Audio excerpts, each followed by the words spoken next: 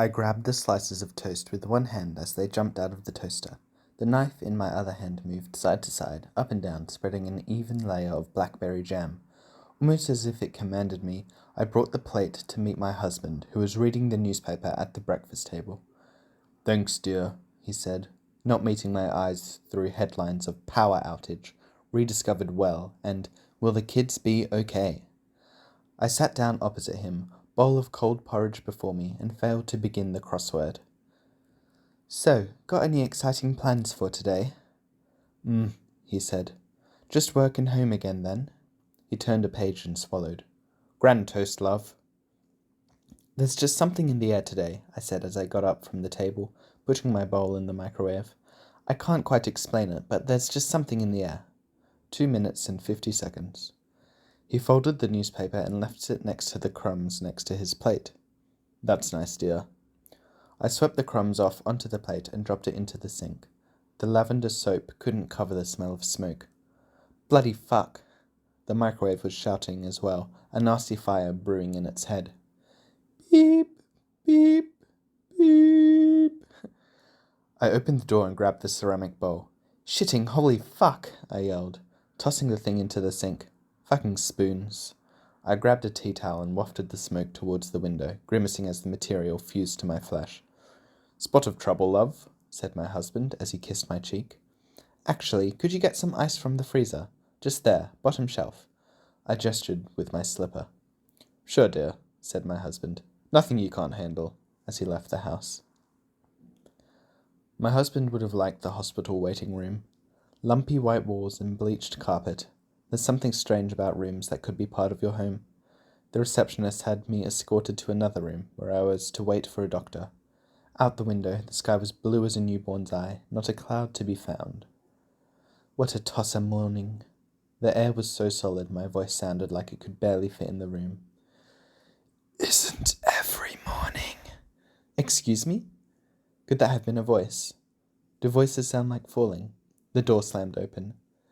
"Major second-degree burning and some coin-sized third-degree burns, right?" My doctor's coat was as white and lumpy as the sanitized walls. Yes. "We've got some lotion here to stop the pain, and I'll teach you how to bandage it up. Is there someone at home who can replace the bandages for you every 2 days?" "There's someone at home." "Excellent." He stepped over to the bed and began to pick out fibers from my flesh with some tweezers. "What was it, huh?" he asked. "Oh, just a bowl of porridge. Oh well, gotta keep the man happy, right?" I took the route through the park on the way back. This was still before lunchtime, and I still had hours in the day with nothing planned but waiting.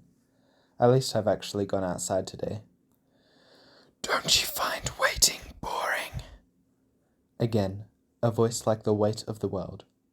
"Hello?" "Hi, sweetie," said the mother, pushing a pram, coming along the path in the opposite direction.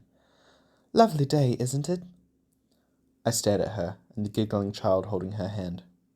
"Oh, yes," I finally said, like some kind of freak. "Come see me." "Where are you?" But I guess I already knew. My feet took me off the path, through the park, to a dense wall of maple and oak. I followed a winding trail, notable only in that the grass grew sparser. When I had truly lost sight of the park, an old dry stone well stood before me. Age had left the thing covered in moss, and any rope attached had long withered away. I walked up to its side and peered down. Despite the depth of the hole, there was no gloom obscuring my vision. I could see the pool of water at the bottom. Inside the water, a woman looked up at me and smiled. Her cheeks were bone-white, and her lips were so shriveled they looked more like lipstick stains. "My dear," she said, "how good of you to come. How are you?" Her eyes were a soft blue, the same as the drifting dress that hung off her body. "Hi, I'm—" "Yes, darling?" "I'm a little worried, actually." "And what has got you all in a bother, my dear?"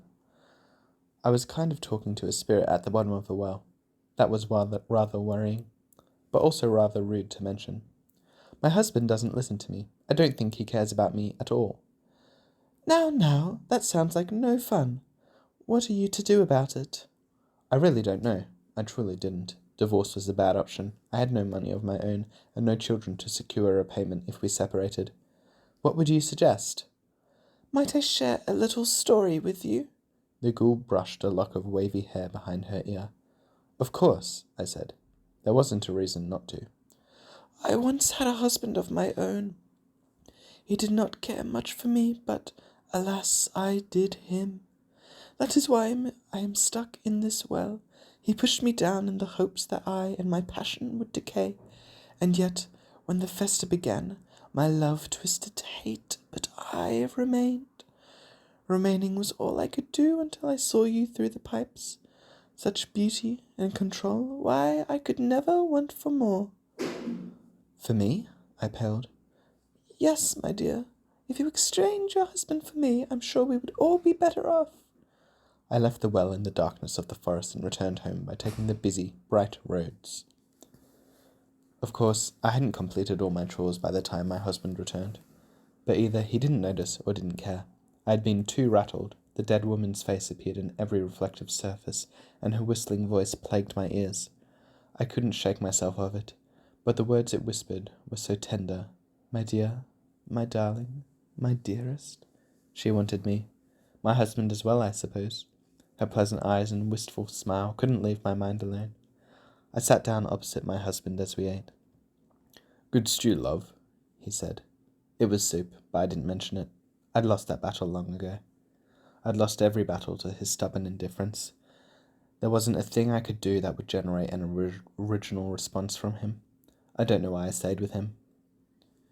That's nice. What's your favourite ingredient? The woman of the well's blue eyes were the same lovely, intriguing shade as the tablecloth. I stood up and picked up my dish, going into the kitchen. When I returned to the dining room, I could see my husband in the lounge. He had left his dishes at the table again. The news was on. I picked up the butter knife. Wow, that's our town, he said, as the news played a clip of the forest. Wonder why it's there, dear. Like you fucking care. I shoved the knife into his neck below his ear.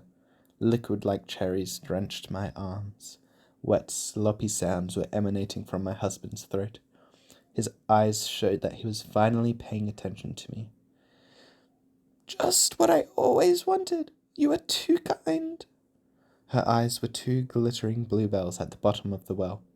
I tipped the blood-stained wheelbarrow to meet the lip of the rock and watched the body fall further and further. The water rose to meet it. Soon, a petite woman stepped out of the bubbling water. Her smile was as full as her cheeks. You've done it, she shrieked, as she stepped forward and gave me a powerful, life-changing, long-absent kiss with her freshly full, plump, warm lips.